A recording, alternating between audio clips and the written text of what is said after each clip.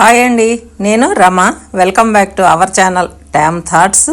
ఈరోజు నేను చేయబోయే వీడియో ఏంటంటే మా ఊర్లో ఉన్న గ్రామ దేవతలండి. ఈ అమ్మవార్లందరికీ కూడా చీర, చలిమిడి, బూరెలు, పూర్ణాలు, గారెలు, పాయసం, పులిహోర, దద్దోజనం, పానకం, అలా రకరకాల పిండి వంటలు, పసుపు, కుంకుమ, గాజులు, పూలదండలు, పండ్లు అన్నీ కూడా సారెగా అమ్మవారికి ఇష్టమైన డప్పు మేళాలతో ఊరంతా ఊరేగింపుగా తీసుకెళ్ళామండి. అదేనమాట ఇవాళ వీడియో. ముందుగా గుడి ముందైతే యాక్టివ్గా ఉండే ఆడపిల్లలు ఉంటారు కదండి, వాళ్లే ముగ్గులు వేసి పసుపు కుంకుమలతో అలంకరించారు. అందరూ కూడా తలా ఒక రకం తెచ్చారండి. చెప్పాను కదా, ఈ పిండి వంటలు, పండ్లు, పూలు, గాజులు అన్నీను. ఆ దగ్గరలోనే ఉన్న ఆంజనేయ స్వామి గుడిలో గ్యాదర్ అయ్యామన్నమాట అందరమును.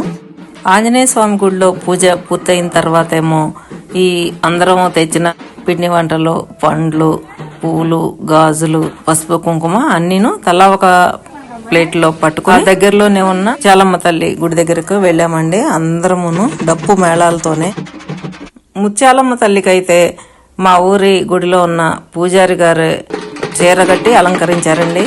మనం ఎంత బాగా చేసినా గుడి పూజారి గారు చేసినంత బాగా చేయలేం కదా, చాలా బాగా అలంకరించారండి.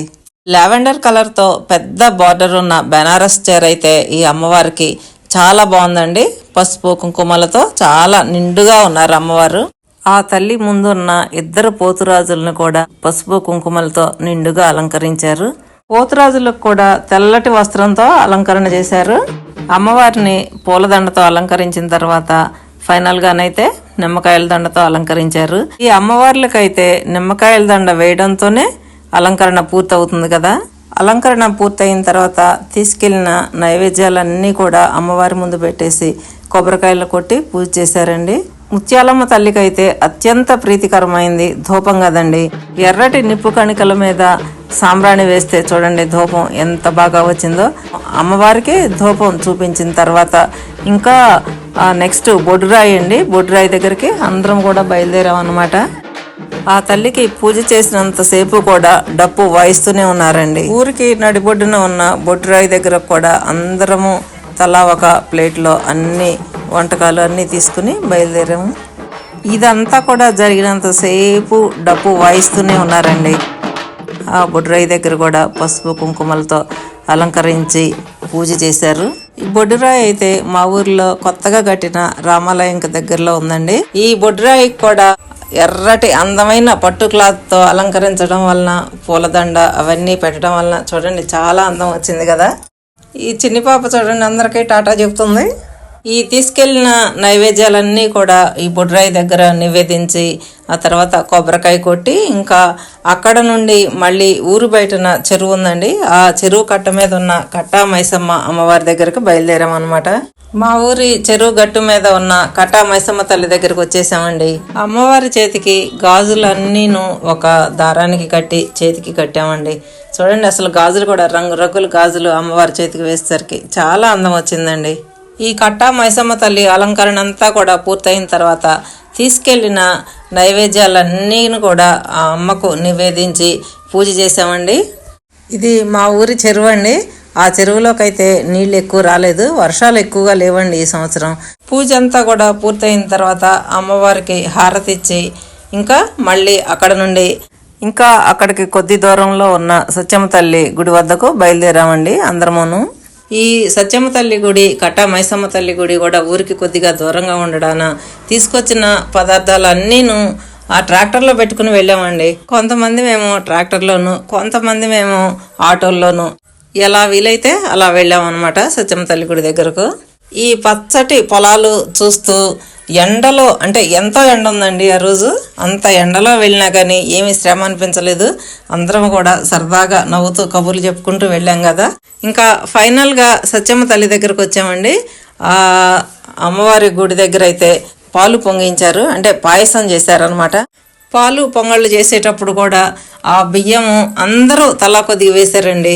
అంటే అసలు ఏ పని కూడా ఒక్కళ్ళు చేయలేదు, అందరూ కూడా తలా ఒక పని చేయడాన శ్రమ అనిపించలేదు. రోడ్డుకేమో ఒక పక్కేమో అమ్మవారి గుడి అండి. ఆ అమ్మవారి గుడి పామాయిల్ తోటలో ఉంది. రోడ్డుకి ఇంకో పక్కేమో అరటి తోట ఉందండి. వ్యూ అయితే చాలా బాగుందండి. పొంగల్ చేయడం పూర్తయ్యేలోపు ఈ అమ్మవారికని తెచ్చినవన్నీ ఉన్నాయి కదా సారే, ఈ సారే అంతా కూడా అన్ని కవర్లో వేసామండి. అంటే అందరికి ఇవ్వాలి కదా. చలివిడి, ఫ్రూట్, లడ్డు, బూరె, కుడుములు, అప్పాలు, రవ్వ లడ్డు, చాలా రకాలు ఉన్నాయి. అవి ఉన్నాయి అన్నీ కూడా దానిమ్మ, బత్తాయి, యాపిల్ ఇవన్నీ కూడా కవర్లో వేసి అందరికీ పంచాము.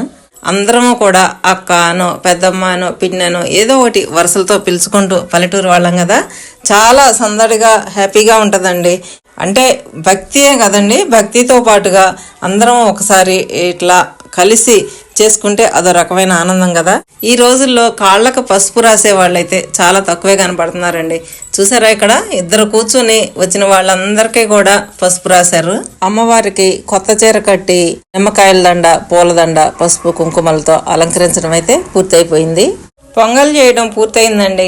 ఆ పొంగల్ గిన్నె అయితే తల మీద పెట్టుకుని తెచ్చిన నైవేద్యాలన్నీ కూడా తల ఒక ప్లేట్ పెట్టుకుని గుడి చుట్టూ 3 సార్లు ప్రదక్షిణ చేసిన తర్వాత అమ్మవారికి నివేదించారు. పామాయిల్ తోటలో ప్రతిష్ఠించబడి ఉన్న ఈ సత్యమ్మ తల్లికి అయితే కొత్త చీర, పసుపు, కుంకుమ, పూలు, గంధం, పూలదండ, నిమ్మకాయల దండాలతో అలంకరించడమే కాకుండా పూజ చేయడం కూడా పూర్తయిందండి. అమ్మవారి పూజ పూర్తయిపోయిన తర్వాత ఇంకా అందరం కూడా తీసుకెళ్ళినవన్నీ ఉన్నాయి కదండి, అవన్నీ కూడా తలా కొద్దిగా పెట్టేసుకుని తినేసామండి హ్యాపీగాను. మా గ్రామ దేవతలందరికీ కూడా ఈ ఆషాఢ మాసం సందర్భంగా సారి తీసుకెళ్లడం అనే కార్యక్రమం ఇంత ఆర్గనైజ్డ్గా చేసినా వీళ్ళందరినీ కూడా మనం స్పెషల్గా అభినందించాల్సిందేనండి.